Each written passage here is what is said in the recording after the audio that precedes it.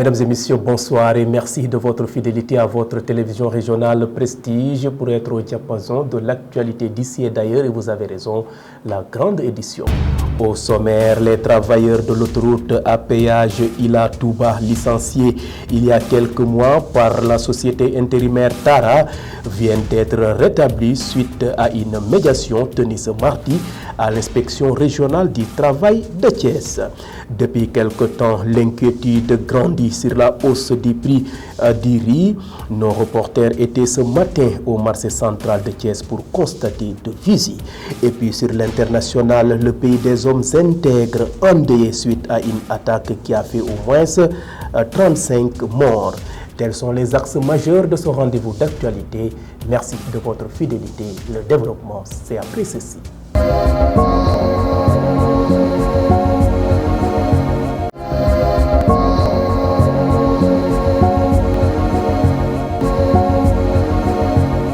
Bonsoir et bienvenue. Démarrons ce rendez-vous d'actualité par le coronavirus. Le ministère de la Santé et de l'Action sociale a fait le point journalier sur la situation de l'évolution de la pandémie au Sénégal ce mardi 6 septembre 2022.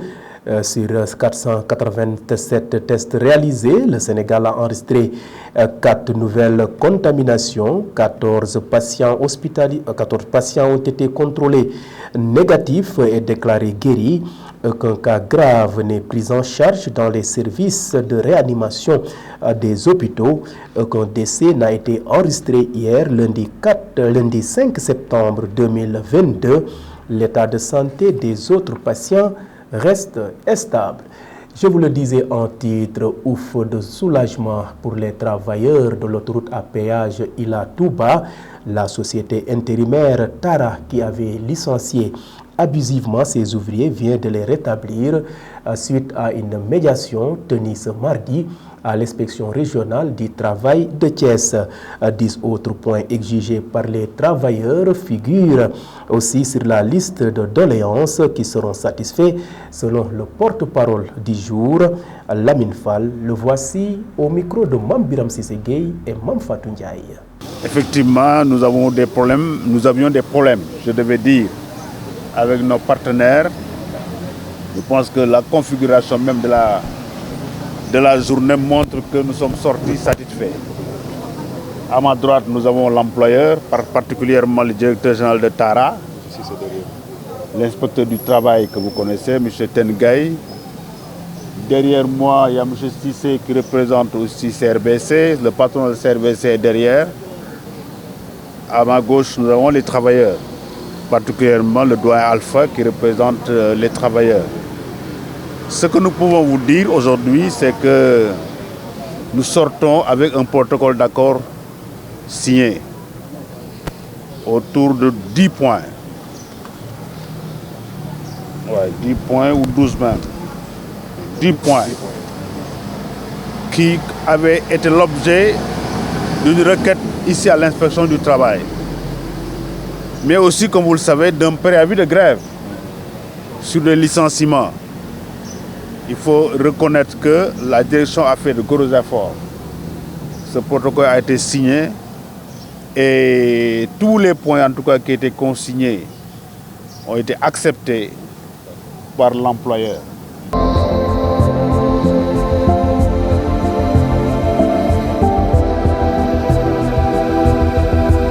Et à présent, parlons société dans cette édition. Depuis quelque temps, l'inquiétude grandit chez le Gorgorli thiessois sur l'augmentation vertigineuse des prix de sacs de riz. Ainsi, une telle hausse risque d'agacer les populations. Nos reporters Mambiram Cissé Gueye et Mam Fatou Ndiaye ont fait un tour au marché central de Thiès. Reportage. Un tour au marché central de Thiès pour faire un constat sur l'augmentation du sac de riz qui est une quasi-certitude. Grossiste comme détaillant, personne ne veut cracher sur le sujet car cette augmentation n'est pas encore sûre, même s'il est au centre de tous les débats dans les ménages. Car rappelons que depuis presque une année, tout augmente. L'inflation des produits alimentaires s'établit sur un pourcentage trop élevé. Aujourd'hui, c'est autour du riz. Même si les nouveaux prix ne sont pas encore homologués, une chose est sûre, qu'il va subir une hausse d'ici quelques temps.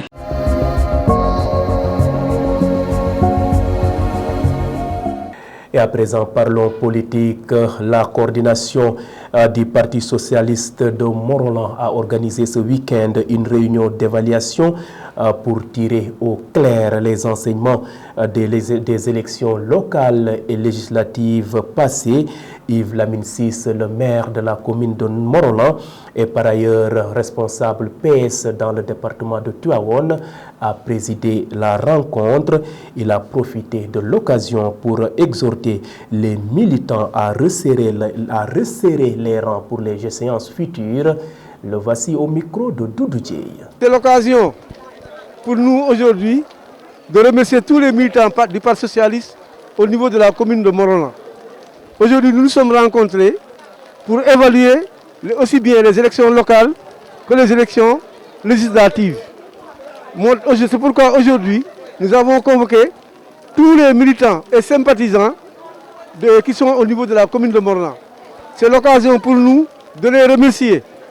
Les adultes étaient présents, les jeunes, les femmes, en tout cas tout le monde était présent, tous les responsables du Parti socialiste au niveau de la commune de Morolan étaient présents. Nous les remercions. Nous remercions aussi nos alliés de la coalition Benno Bokk Yakaar. Maa Faye de l'APR, Daouda Faye du Rewmi, Modou Ciss, président d'un mouvement. Nous les remercions pour leur présence car nous les avons invités et ils ont répondu favorable à notre invitation. Au niveau des élections, surtout législatives, on a remarqué qu'il y a eu beaucoup de problèmes. C'est pourquoi nous n'avons pas eu les résultats escomptés. En tout cas, nous pensons que c'est l'occasion pour nous de serrer encore la ceinture, de remobiliser les troupes pour que les prochaines échéances, que ce qui est arrivé en tout cas pour les élections législatives, ne nous arrive plus. Terminer le renouvellement au niveau de la commune de Morolan qu'on a déjà commencé depuis longtemps déjà.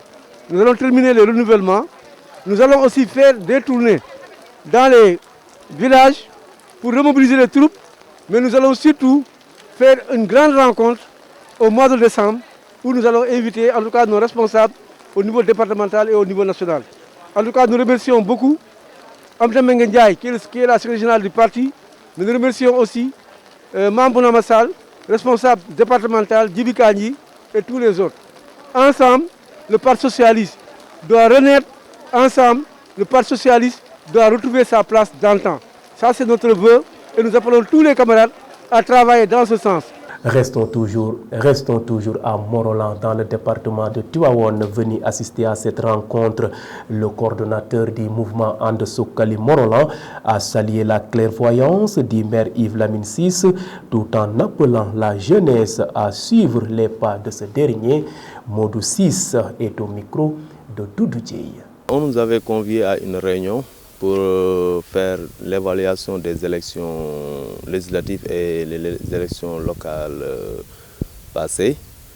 Bon, on avait commencé par les élections locales. Bon, pour les intervenants, on a surtout parlé des élections locales et des élections législatives y compris.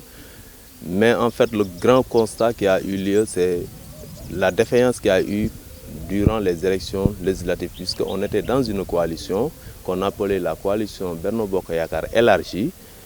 Il y avait des partis qui étaient peut-être dans une autre coalition, bien vrai qu'ils sont de Rewmi, de l'APR, mais ils étaient dans une autre coalition appelée And Defar Sa Gox. Donc à un moment donné, arrivé aux élections législatives, ils ont décidé de rejoindre M. le maire Yves Lamine Ciss dans la grande coalition de Benno Bokk Yakaar. Ce qui a surtout amené aujourd'hui la réunion ou bien cette assemblée, c'est de voir pourquoi la coalition n'a pas cartonné durant ces élections. Puisque quand tu fais une analyse approfondie des choses, durant les élections municipales, la coalition dirigée par M. le maire Yves Lamine Ciss avait gagné par un nombre de voix qui est un peu conséquent. Arrivé aux élections législatives, on a vu que les autres partis se sont venus relier à cette coalition-là, donc on devrait avoir un score beaucoup plus élevé. Malheureusement, c'est le contraire qui s'est passé. On dirait que ceux qui avaient voté pour Yves Lamine Ciss aux élections municipales, ce sont ces mêmes gens qui ont voté pour Yves Lamine Ciss aux législatives. Donc il n'y a pas d'intérêt au niveau local. Ou bien ça n'a pas marché au niveau local. S'il y avait des intérêts, ça n'a pas marché. Je dis aux jeunes, surtout aux jeunes qui sont derrière Yves Lamine Ciss, de bien bosser, de bien travailler pour la réussite de sa mission, puisque Monsieur le maire, il a 5 ans devant lui et il doit y arriver pour que Morolan puisse prospérer.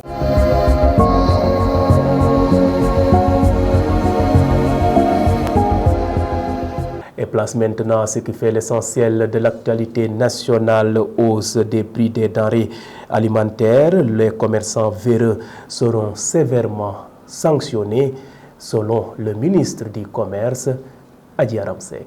L'actualité nationale que nous démarrons à Richard Toll, une forte explosion s'est produite à l'usine de la compagnie sucrière sénégalaise CSS, entraînant l'évacuation du personnel. Selon une source officieuse, c'est la grande cuve d'éthanol qui a explosé, causant plusieurs blessés qui ont été évacués au centre de santé de ladite compagnie. La source signale aussi que l'onde de choc de l'explosion a fait des dégâts tels que des téléviseurs et des vitres cassées dans le quartier voisin de Nyongé. Aux dernières nouvelles, les populations de Richard Toll ont barré la route nationale 2 pour dénoncer cet état de fait. C'est la bombe d'éthanol qui contient l'alcool qui a explosé, ce qui a causé une forme de tremblement de terre, causant des blessés évacués au niveau du district sanitaire de la CSS, a déclaré le directeur des ressources humaines. Parlons à présent du ministre en charge du commerce et des PME, Aminata Assome Diatta, a mis en garde contre toute hausse indue sur les prix des denrées de grande consommation, menaçant de sévères sanctions tout commerçant refusant de se conformer aux mesures édictées. Les commerçants doivent être solidaires avec les consommateurs et veiller à ce que les prix soient accessibles parce que nous sommes dans un état et tout manquement aux mesures édictées sera puni sévèrement, a-t-elle déclaré lors d'une réunion consacrée à l'approvisionnement du marché en prélude du Grand Magal de Touba prévu le 15 septembre prochain. Terminons cette page d'actualité nationale à Kédougou. L'Ordre national des médecins du Sénégal a rappelé au procureur les procédures à respecter dans ces cas,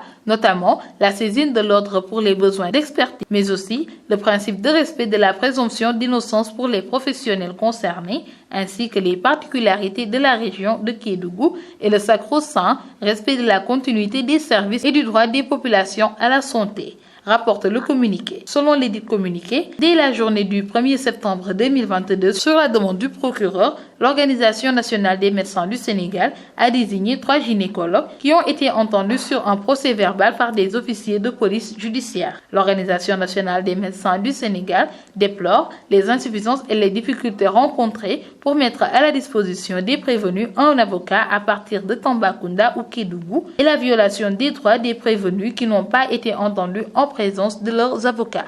C'en est tout pour l'actualité nationale de ce jour.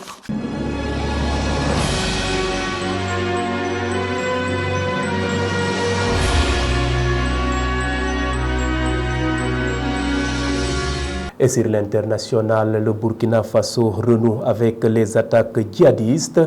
35 personnes ont trouvé la mort dans le nord du pays. L'actualité internationale, c'est l'affaire de Ramatoulaye Cissé. Démarrons l'actualité internationale au Burkina Faso.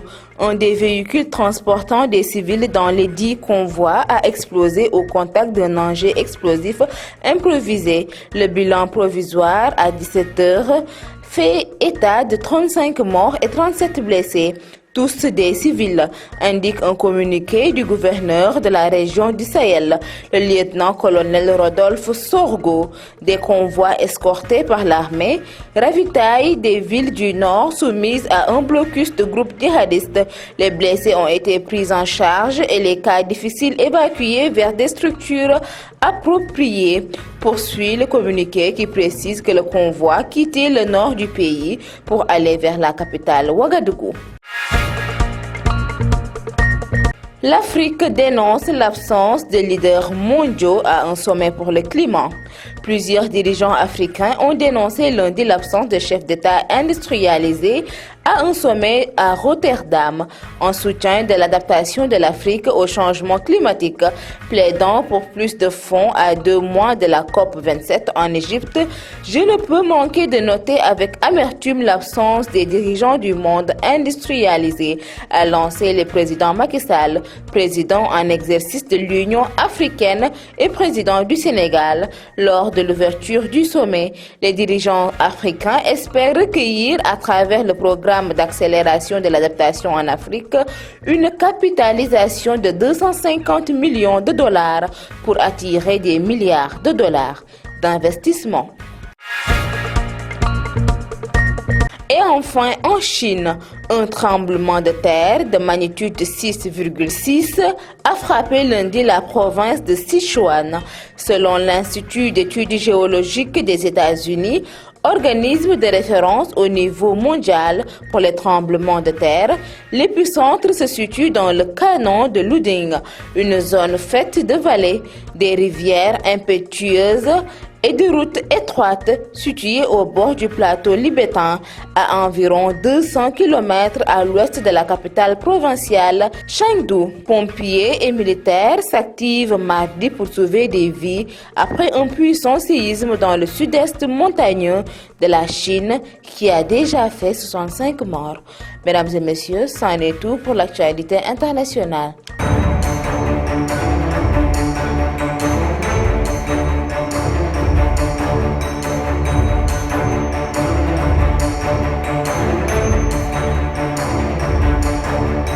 Et à présent, bouclons ce rendez-vous d'actualité par une note sportive. Le trophée de la Coupe du Monde est arrivé au Sénégal, nous dit Fatou Falgueye. Démarrons les actualités sportives avec le trophée de la Coupe du Monde qui est au Sénégal et motivé par la Coupe du Monde de la FIFA Qatar 2022 qui se déroulera du 20 novembre au 18 décembre.